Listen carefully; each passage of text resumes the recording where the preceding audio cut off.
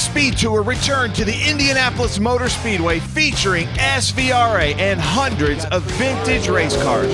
The Trans Am Series presented by Pirelli and V-Rock, the Vintage Race of Champions, pairing legends of motorsports with amateur owner-drivers of American muscle.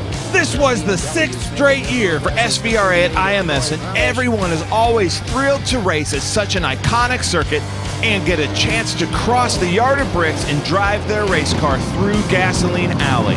We had some amazing race cars that spanned over a century of motorsports, from the number 20 National that got 7th place in the very first Indy 500 to the current 850 horsepower monsters in Trans Am.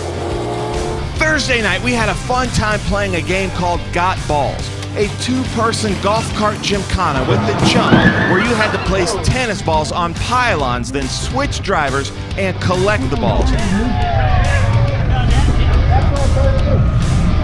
We even had some legends of motorsports, Stevie D, Terry Earwood, and Dorsey Schrader offering commentary and making everyone laugh. I'm done. Retired for the weekend. Won something. Didn't break.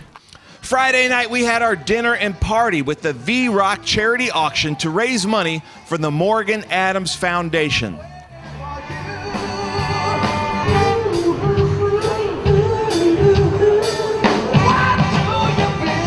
Our featured group at this event was Formula Ford. This is the 50-year anniversary of Formula Ford racing in America, and we had over 70 Formula Fords here, including the very first Formula Ford to win in America, the 1967 Lotus 51 driven by Roland Johnson. We hosted a fan walk Sunday for the Fords and had to split them into two featured race groups.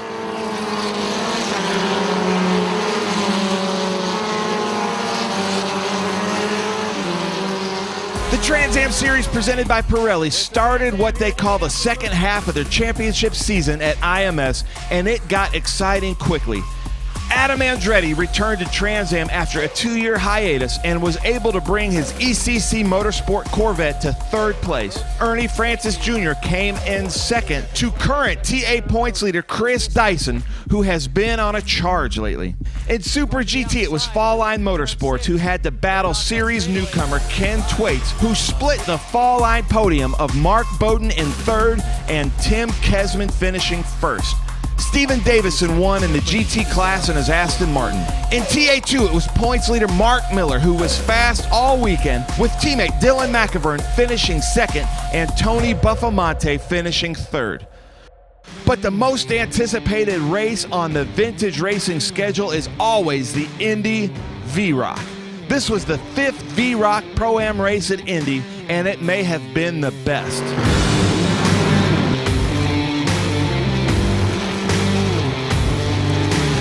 Willie T. Ribbs and Boris Said came away the big winners in the Vintage Race of Champions presented by Chapard Watch. Ribbs and Edward Savajian picked off the overall win in their Duntov-prepared 1969 and 8 production. Me and my partner have been at the front nearly every race, and you know, we had some difficulties with mechanicals, but we did it. Bobby Labonte and Gary Clute got 2nd, and Todd Bodine and Jim Sandberg got 3rd. Boris Said the winner in B production with Jim Cottle's 1969 Corvette now has a perfect record in V-Rock charity races, having won in his only other appearance at Virginia International Raceway last year.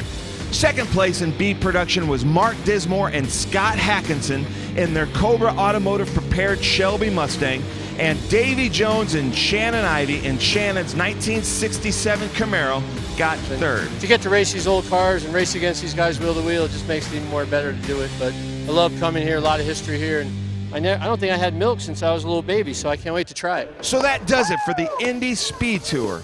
Now we are off to Watkins Glen September 5th through 8th. See you there.